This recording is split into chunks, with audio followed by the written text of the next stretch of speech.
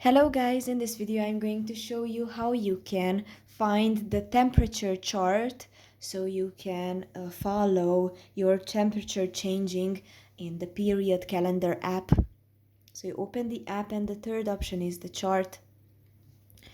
And here you can see the weight chart.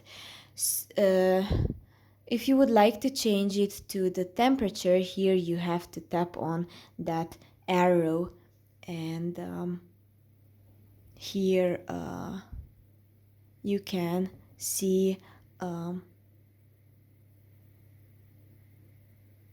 because I just give 2 days, that is two circles, but if you give them every day, then you will see a much larger line to it. For example, here it shows the temperature number and on the bottom you can see the date. For example, on the 1st of March I added 2 temperatures.